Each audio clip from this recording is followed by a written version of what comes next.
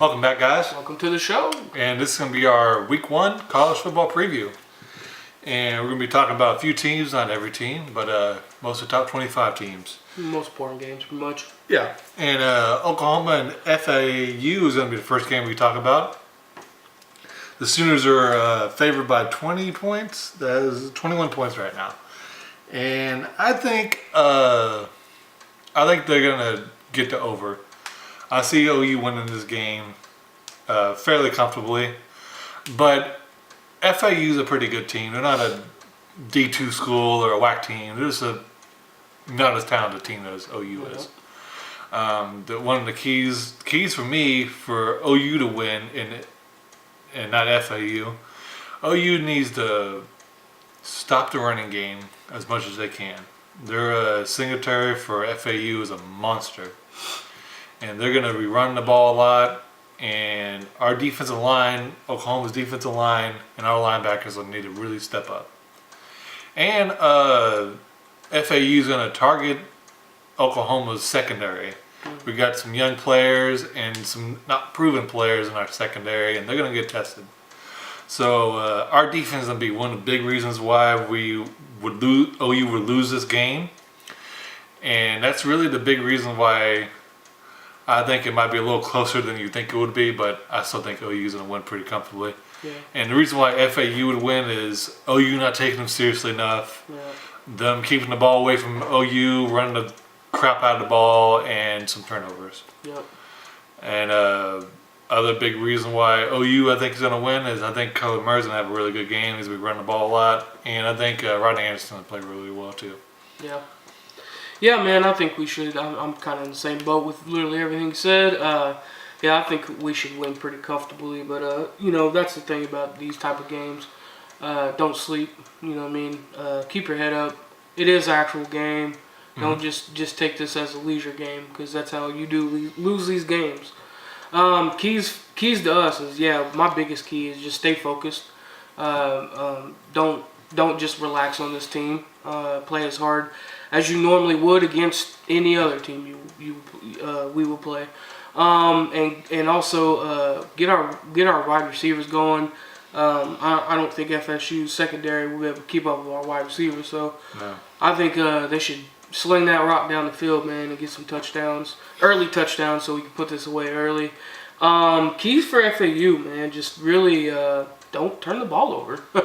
If y'all don't turn the ball over, y'all might have a shot, man. But if y'all start turning the ball over early, it's going to be ugly for y'all. But, yeah, man, that's my keys for both teams. And, I think we should win pretty comfortably, though. Okay.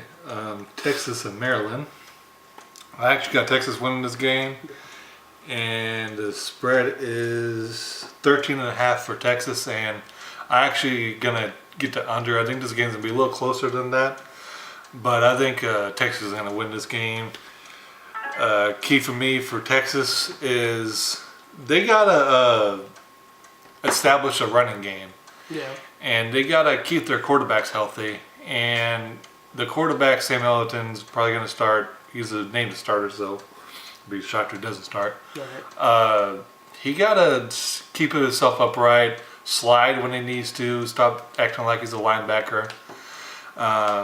Because he has some injury history and he has concussion problems. So that's going to be one of the problems he has this season. If he gets smacked when he's trying to get some extra yards, he might get hurt again. Right. Other key for me for Texas is constant turnovers, kind of like Oklahoma. Yeah. Turnovers, that secondary for Texas is really good. That's really the strong point of their defense for me. And I think that's going to be the key for them. And the key for Maryland is just shock Texas, beat the crap out of them like they did last year. Just keep Texas in a shootout because Texas' offense is not really as good as Maryland's offense is. But their coach is suspended still. We don't know exactly if he's going to be fired or not. So I think that's going to be a cloud over their heads. And I think Maryland's going to lose. That's maybe one of the big reasons why they lose. Yeah. I'm in the same boat. I think it's going to be a very, very close game, though. I think Maryland's a lot more talented than people give them credit for. Keys for Texas, man, is stay away from penalties as much as possible. Because over the years, I've noticed they have been really bad about causing penalties. And if you get in a penalty fest, then that could easily give your opponent the advantage. Keys for Maryland, run the ball. Like he said, I think their best strong suit on that Texas defense is their corners. So I wouldn't be slinging it down the ball a whole lot. Honestly, I'll be running it down their throat and try to get them to stop the run. But yeah, I think it's going to be a very close game. Honestly, I think it's going to be like a 3-point game. It's going to be very close. Maryland is going to fight. Alrighty, Auburn and Washington. It's going to be the next game we talk about. Auburn is favored by 2, and I actually have the upset. Kind of, I guess it would be considered. Technically, it's not an upset, but I got Washington winning this game. I think that secondary for Washington is really great. I think they have an amazing running back in Gaston, and I just not too sure about Auburn. Yeah. I know they have a good defense. I know they have a pretty good quarterback, but I don't know, man. I'm gonna go with my gut, and I just have Washington winning this game. And keys for Washington is they gotta keep their quarterback upright. They can't be getting him sacked a whole lot. Yeah. And Browning needs to make some plays. Yeah. If he kind of plays whack like he has in big games, they're gonna lose. Yep. And keys for Auburn is get to the quarterback, harass him, sack him as much as you can, try to cause some turnovers, and Stidham and Nathan needs to have a really good game as well. So I think that's a big key for Auburn. Yeah, so I got Washington in the upset, but I wouldn't be shocked if Auburn wins this game. Right. Yeah, I think this is going to be a very tough game, very good game at that. But yeah, I also is taking Washington as well. Like they're just a little more talented than Auburn. I do agree with Adam. I think Auburn's defense is really good. I just think where they lack is offense. Where Washington, I think they're balanced on both sides of the ball. Washington, keys for the game, I think get Browning going. I think he's a solid quarterback. He is right in big pressure times. He kind of folds, but I think he's going to be ready for this. Get the ball down the field, man. Get him going. And keys for Auburn, man. Try to stop that because he can. That's the thing about Browning. He can get that ball down the field very well. So if you can cause some turnovers and switch the momentum, then I think Auburn can take this one. But I got Washington winning by a touchdown. Okay, Tennessee and West Virginia is the next game we talk about, and Tennessee's favored by 9.5. I completely disagree with that. Yeah, I got Washington winning this game. West Virginia, not Washington. West Virginia winning this game. Keys for West Virginia, man. Steals and Get Rear need to have a really great game. That defense needs to step up. I think they're going to have a pretty good defense, but a lot of people think they're going to be pretty whack, so we'll see. And keys for Tennessee is, I think they need to get that ball down the field, make sure the safeties are not playing too close up to the line of scrimmage, and I think they need to run the ball as much as they can. Yeah. That defense for West Virginia is a little shaky.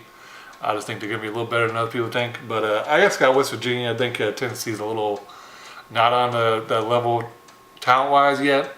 And I think it's his first year for Coach Pruitt, so I think they're going to have some growing pains. Yeah. That's kind of surprising. I'm in the same boat.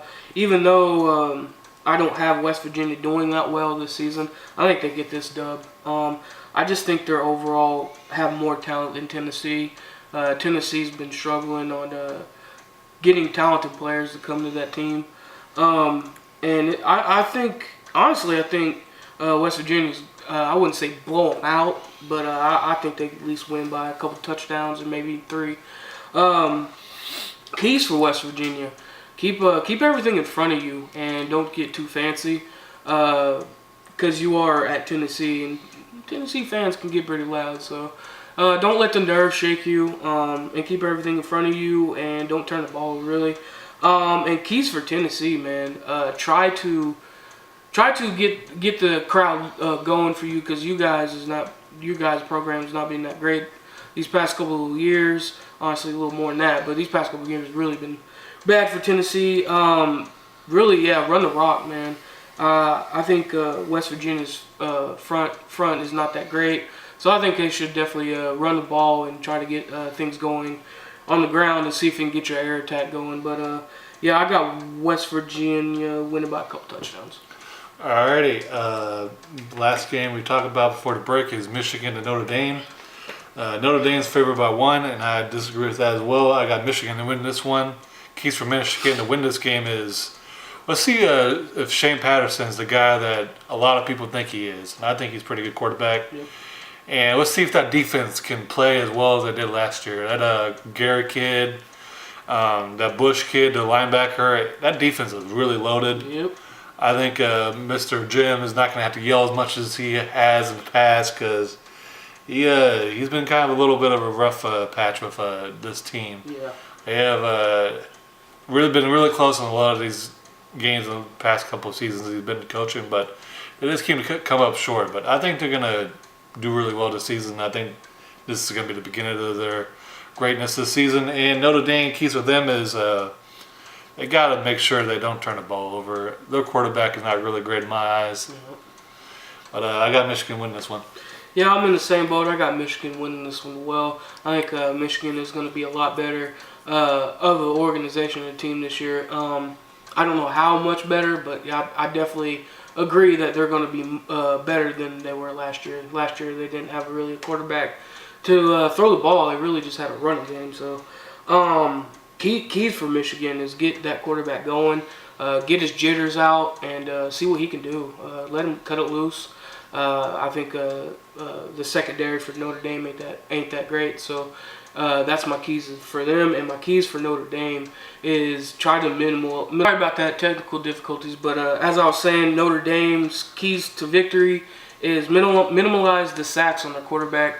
I think that's been one of their downfalls has been quarterbacks getting sacked a lot. Their line ain't great.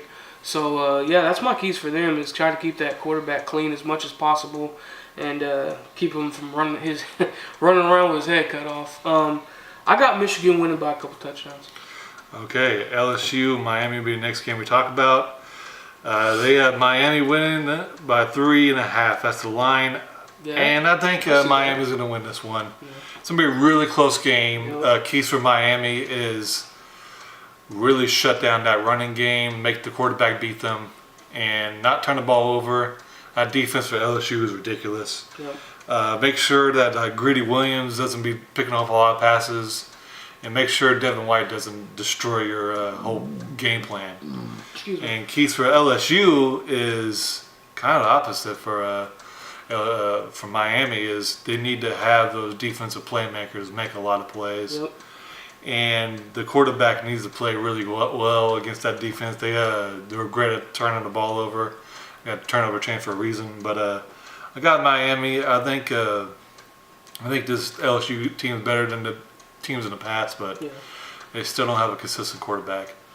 Very true, man. I think this is the game of the weekend for Week 1.